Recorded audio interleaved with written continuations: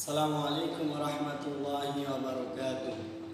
আলহামদুলিল্লাহ, আল্লাহ তাআলার কাছে লাখো কোটি শুকরিয়া যে মহান আল্লাহ রাব্বুল আলামিন আমাকে এখানে কিছু বলার জন্য তৌফিক দান করেছে। এজন্য আল্লাহ তাআলার কাছে শুকরিয়া আদায় করি আলহামদুলিল্লাহ।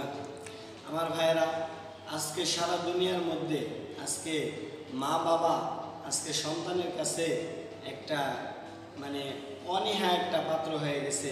মা বাবাকে আজকে সন্তান সম্মান করতে চায় না, মা বাবাকে কষ্ট দেয়। আজকে কিছুদিন আগে আমাদের সতীপুরে একটা ঘটনা ঘটেছে, আপনারা সকলে অবগত আছেন যে এক স্বামী এবং এক সন্তান এবং এক মেয়ে তার মাকে করোনা ভাইরাসের দোহাই দিয়ে করোনা ভাইরাসের ভয়ে তার মাকে এরকম একটা জঙ্গলের মধ্যে ফেলে দিয়েছে। আজকে আপনারা বলতে পারেন, এই যে মা বাবা সন্তানের কাছে এরকম, মা বাবা যে কত দামি একটা জিনিস, সন্তান এই জিনিসটা বুঝে না, এটা কি জন্য আপনারা কি বলতে পারেন? আজকে মা বাবাকে সন্তান সম্মান করে না, মা বাবাকে কষ্ট দেয়, মা বাবাকে দেখে শুনে রাখে না। এর কারণ হচ্ছে সন্তানকে ইসলামের শিক্ষায় শিক্ষিত না করা, দ্বীনের শিক্ষায় শিক্ষিত না করা। আজকে দেখেন, আজকে দুনিয়ার মধ্যে মা বাবা তার সন্তানকে কত বড় বড় ডিগ্রি দেয়। না, আমি বলতেছি না যে আপনারা আপনাদের সন্তানদেরকে ইঞ্জিনিয়ার, ডাক্তার, তারপরে আরো বড় বড় যত বড় বড় ডিগ্রি আছে এগুলো না করান, এইগুলো আমি বলতেছি না। আমি বলতেছি আপনার সন্তানকে ছোটবেলায় থেকে দ্বীনের কিছু কিছু শিক্ষা দেন, যাতে আপনার সন্তান বুঝতে পারে মা বাবা কত সম্মানের জিনিস। আল্লাহ তাআলা কোরআনের মধ্যে যত জায়গায় বলেছে যে তোমরা আমার সাথে শিরিক করিও না, ঠিক তত জায়গায় বলছে যে তোমরা মা বাবার সাথে বেদবি করো না, মা বাবাকে কষ্ট দিও না। তাহলে মা বাবা এত বড় সম্মানের জিনিস। রাসূল সাল্লাল্লাহু আলাইহি ওয়াসাল্লামের দরবারে এক ব্যক্তি আসছে, এসে বলতেছে, ইয়া রাসূলুল্লাহ, ইয়া হাবিবাল্লাহ,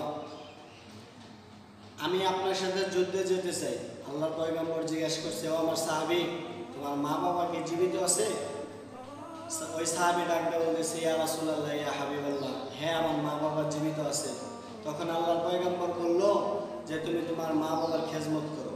তাহলে দেখেন, আল্লাহর পয়গম্বর দ্বীনের পথে যুদ্ধ করার চাইতে মা বাবার খেজমতকে প্রাধান্য বেশি দিয়েছে, এত সম্মান মা বাবাকে দিয়েছে।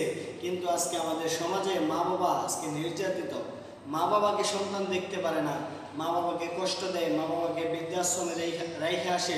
এর একমাত্র কারণ সন্তানকে দ্বীনের শিক্ষায় শিক্ষিত না করা। আল্লাহ তাআলা কোরআনের মধ্যে বলছেন, ওয়াসাইনাল ইনসানা বিওয়ালিদাইহি হুসনা, তোমরা তোমাদের মা বাবাদেরকে কষ্ট দিও না, তোমার মা বাবাদেরকে কষ্ট দিও না, এটা আল্লাহ তাআলা কোরআনের মধ্যে বলছে। কিন্তু আজকে আমাদের সমাজের মধ্যে মা বাবা নির্যাতিত, মা বাবা তারা আজকে সমাজের মধ্যে অবহেলিত, মা বাবাকে কষ্ট দেয়, মা বাবাকে ভালোবাসে না, দেখে শুনে রাখে না। এর কারণ দ্বীনের শিক্ষায় শিক্ষিত না করা। আমার ভাইয়েরা, এইখানে যে সন্তানের শুধু দোষ তা না, সন্তান মা বাবাকে কষ্ট দেয় এটা সন্তানের দোষ, সেটাও আমি বলবো না। এখানে আমাদের মা বাবাদেরও কিছু কিছু দোষ আছে। সেটা কি? যে আজকে সন্তান ভূমিষ্ঠ হলে মা বাবার প্রতি যেরকম সন্তানের হক আছে, ঠিক তদ্রূপভাবে সন্তানেরও মা বাবার উপর কিছু হক আছে। যেমন সন্তানের হকগুলো কি কি? যে সন্তানকে ভালো একটা মায়ের ব্যবস্থা করে দেওয়া, একটা দিনদার মায়ের ব্যবস্থা করে দেওয়া। এই কারণে আপনি যখন বিবাহ শাদী করবেন, তখন টাকা পয়সা, ধন দৌলত এবং চেহারা দেখে শুধু বিবাহ করেন না, আপনার বিবির মধ্যে দিনদারিত্ব আছে কিনা, আপনার বিবি দিনদার কিনা, এটা দেখে তারপর আপনি বিবাহ করবেন। এটা আপনার সন্তানের 1 নম্বরের হক। 2 নম্বরের হক, সন্তানকে দ্বীনের শিক্ষায় শিক্ষিত করা। 3 নম্বরের হক, সন্তানের ভালো একটা নাম রাখা। আজকে দ্বীনের শিক্ষায় শিক্ষিত করে না, বড় বড় ডিগ্রি অর্জন করে মা বাবার পরিচয় দিতেও লজ্জাবোধ করে। এমন শিক্ষিত হওয়ার চাইতে শিক্ষিত না হওয়াই অনেক ভালো। কথা ঠিক না বেঠিক? 3 নম্বরে সন্তানের ভালো একটা নাম রাখা। আজকে সন্তানের নাম রাখে জন্টু, মন্টু, সেন্টু, টিস্যু পর্যন্ত সন্তানের নাম রাখে। যে টিস্যু দিয়ে মানুষ টয়লেটের মধ্যে টয়লেট পেপার হিসাবে ব্যবহার করে, সেই টিস্যু পর্যন্ত সন্তানের নাম রাখে।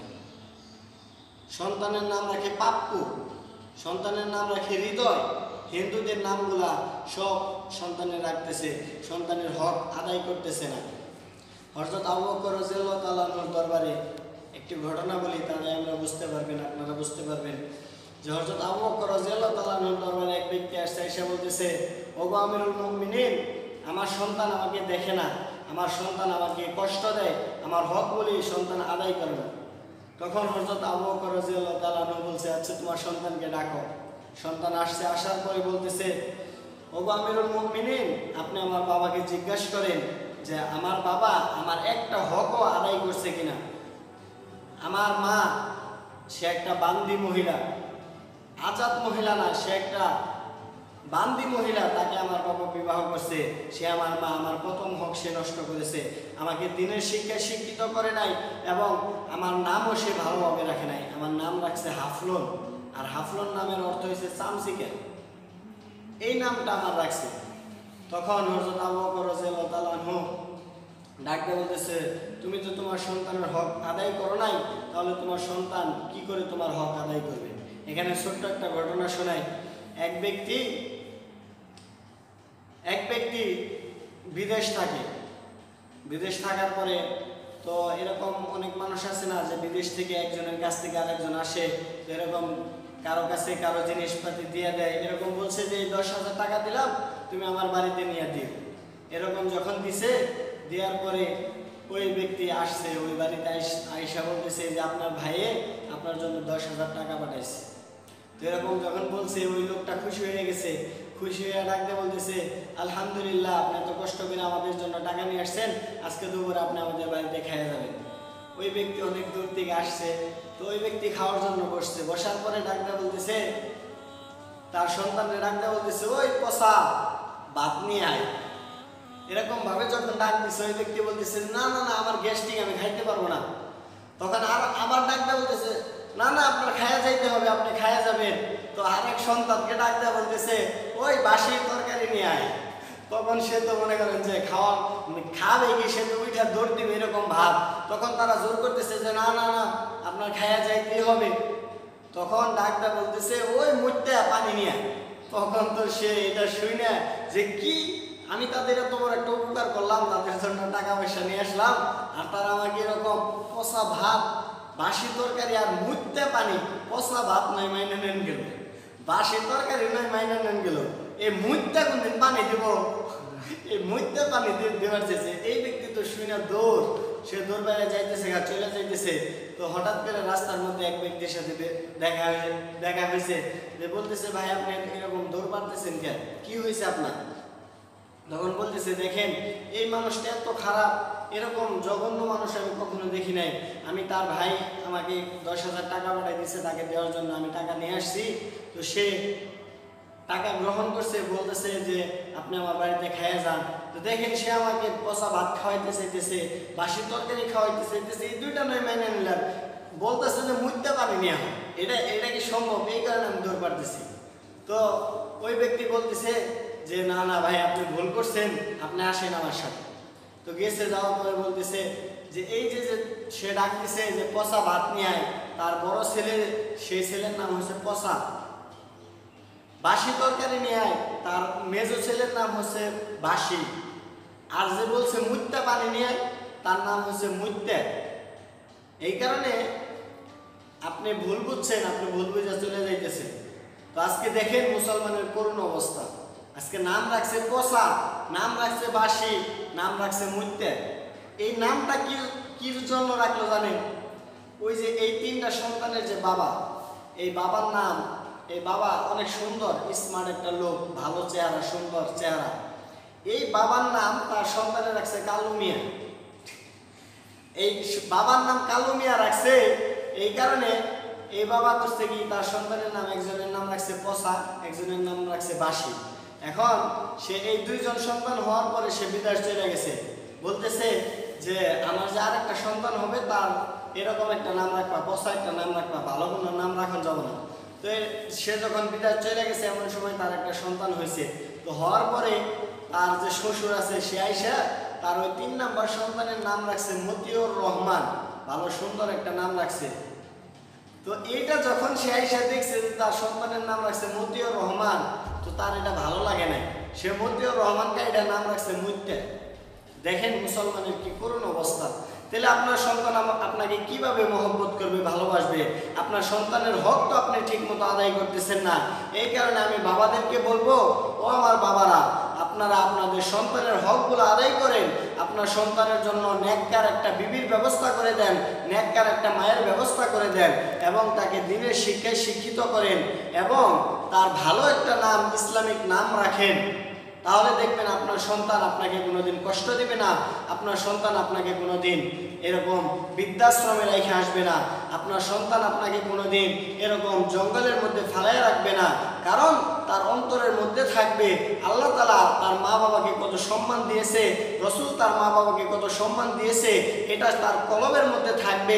দিনের শিক্ষায় তো আমাদেরকে এইগুলাই শিক্ষা দেয় যে তোমার মা বাবার সাথে ভালো ব্যবহার করো, তোমার মা বাবাকে কষ্ট দিও না, মা বাবাকে সালাম দাও, মা বাবাকে ভালো জিনিসপাতি আইনা খাওয়াও। এটাই তো আমাকে শিক্ষা দেয়, ইসলাম আমাদেরকে এটাই শিক্ষা দেয়। কিন্তু আজকে আমরা ইসলামের পথে চলি না। আজকে আমাদের সন্তানকে বড় বড় ডিগ্রি অর্জন করাই।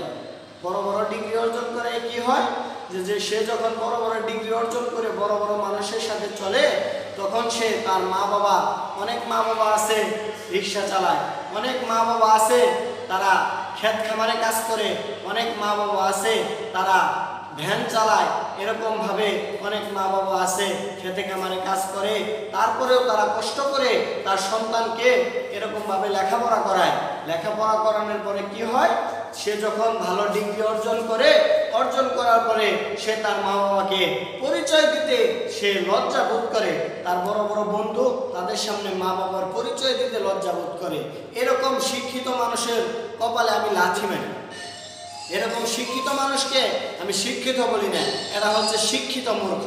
কারণ যে সমস্ত মানুষ শিক্ষিত হয়ে মা বাবার সম্মান দিতে পারে না, যে সমস্ত মানুষ শিক্ষিত হয়ে মা বাবার পরিচয় দিতে লজ্জাবোধ করে, তারা কোনো শিক্ষিত মানুষ হতে পারে না।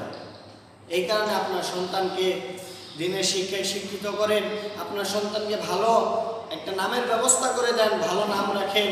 মুসলমানের কত সুন্দর সুন্দর নাম আছে, আবু বকর, আব্দুর রহমান, এরকমভাবে বেলায়েত হোসেন, এরকমভাবে উমর, এরকমভাবে উসমান, এরকমভাবে আলী, কত সুন্দর সুন্দর সাহাবীদের নাম আছে। এরকম নাম রাখেন। জহিরুল ইসলাম, সাইফুল্লাহ বেলালি, সাইফুল ইসলাম, এরকমভাবে নাজমুল ইসলাম, কত সুন্দর সুন্দর ইসলামিক নাম আছে। এই নামগুলো আপনারা রাখেন, তাহলে দেখবেন আপনার সংসারের মধ্যে শান্তি ফিরে আসবে, আপনার সন্তান আপনাকে সুখে রাখবে, আপনার সন্তান আপনাকে কোনোদিন কষ্ট দেবে না। আল্লাহ তাআলা এই সন্তানের 3টা হক আমাদেরকে আদায় করার জন্য তৌফিক দান করুক। সকলে বলুন আমিন। ওয়া আখিরু দাওয়ানা আলহামদুলিল্লাহি রাব্বিল আলামিন। আসসালামু আলাইকুম ওয়া রাহমাতুল্লাহ।